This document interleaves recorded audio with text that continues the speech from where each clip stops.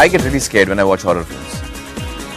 So You should do it. It's my favourite genre. Yeah? Absolute favourite. No, I get really scared. I can't. So do watch I. horror That's the point. films. It's too much.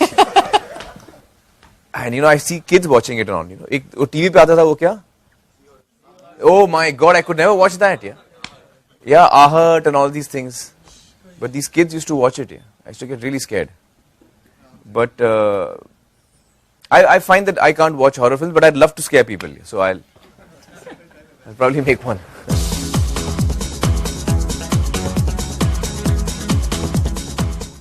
Well, what I try to do is I try and get into the head of the character.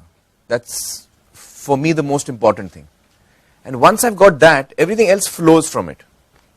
You know, the body language or how I would speak, how I would react, how I would behave. All of that comes from what the head of the character is. And it's very difficult for me to explain how I come to that. In fact, sometimes I don't. I remember doing Hame Rai Pyar Ke, and I could never figure out what the character was till the end. I was like, So I was confused right through the film, which worked because the character is supposed to be confused and not in control of what's happening, and these kids are driving him nuts, and these women are driving him nuts. So it worked, luckily, in that case. But what I try to do is I try and understand the head of the character, and usually I get it from the script. Because the script tells you a lot of things and if you've loved the script, and I'm assuming you loved it, that's why you're doing it, then you'll get a lot from the script and from the director.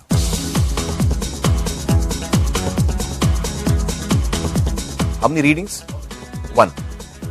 I decide that instant whether I'm doing it or not. I don't tell the guy. If it's a no, I tell him straight away. But if it's a yes, I don't tell him straight away. Because I just want to keep it to myself for a bit, check out some other things. Because I react emotionally and instinctively to the material from the creative point of view. But I also want to see that from the practical point of view, which I see later on. How can we go about making this film, properly?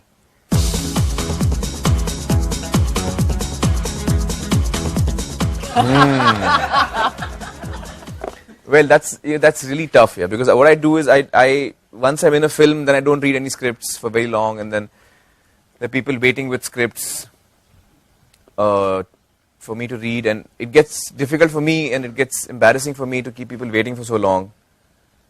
So there's no particular way it works in, it's just when I'm ready to start looking for something, that's when I pick up script and start reading.